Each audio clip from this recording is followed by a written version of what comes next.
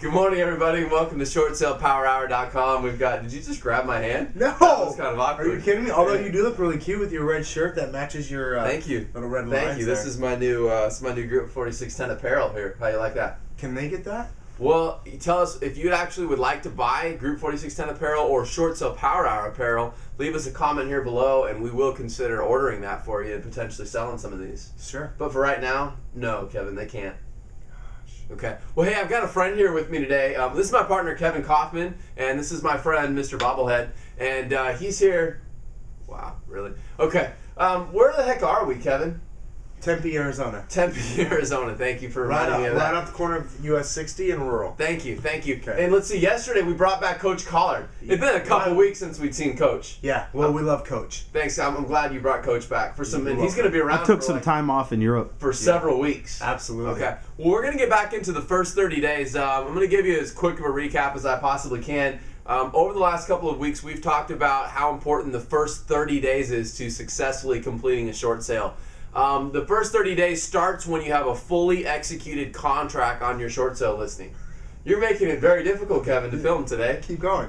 So, anyway, it looks like getting a HUD ordered from the title company, which we haven't gone in depth in yet. It looks like faxing your package in to the lender, your short sale package, Those are gonna be good episodes. verifying receipt of that package, and then getting the BPO ordered and completed and a coordinator assigned. Absolutely. So we covered BPOs pretty in depth.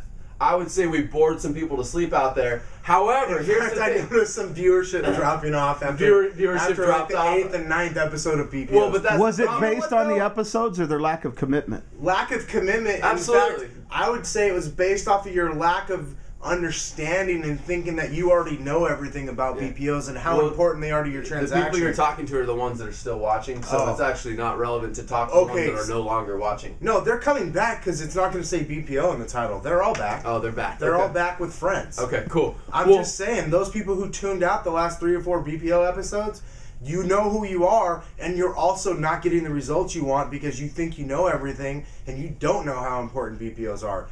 I suggest going back and watching them.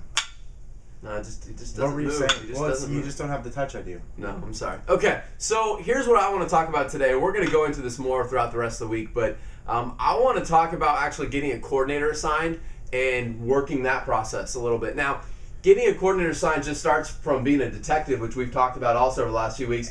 All it being a detective means to us is asking questions, guys. Meaning that when you call the bank and they verify your packages there, you're asking every single rep that you call and talk to, hey, how does your process work? How many days until the BPO is ordered? Who orders the BPO? How many days until a coordinator is assigned? How many coordinators will touch my file? Do you have a phase 1, a phase 2, and a phase 3? Do you have a setup person and then the closer? Do you just have one person that the file gets assigned to and then they submit it for approval? How does this whole process work? That's what we're looking to find out. Absolutely. You guys, I cannot stress this enough.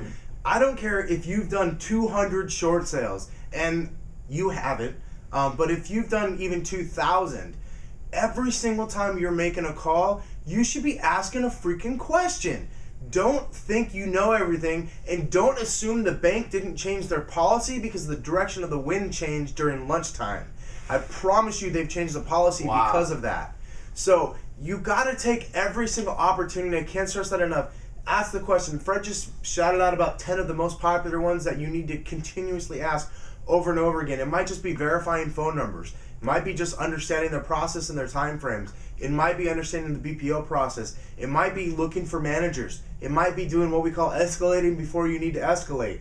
It's tons of things, and you need to be doing. I'm gonna should on you right now. If you should be doing this, and if you should. If you're not, then you should get out of short sales. Kevin, you just shitted on somebody? I should on somebody. Wow, you broke. Well, that's really bad news when we're shooting on folks. Absolutely. Yes, yeah. I'm just saying, if you want to close short sales, then you should do things properly. Okay. Well, tomorrow, Kevin, I'm going to bring some real content. We're going to jump right in and start. Not that your content wasn't real today, Kevin, but you were just shitting on people. I like to shit on people. Okay. So tomorrow, here's what we're going to talk about, guys. A lot of you are just asking, hey, who's my file assigned to? And they'll tell you, oh, we can't reveal that information. Or they might give you a first name. You go, okay. Or, you know, they'll say, well, the person's name is Sarah. We don't give out last names at the bank. Or, okay, well, who does Sarah report to? I can't tell you that information. You guys go, okay. All right, so we're gonna get rid of bobblehead tomorrow, and we're gonna tell you how the Outback Bobblehead Bob's mindset going works. away. Bobblehead Bob has no business. In fact, in he's short going sales. now. I hope Heather doesn't watch this episode. Oh, no way. Sorry, Heather. That was off camera. I'm glad that nobody saw that, Kevin. Heather will never know what happened to Bobblehead Bob. Anyway, come back tomorrow and we'll talk more about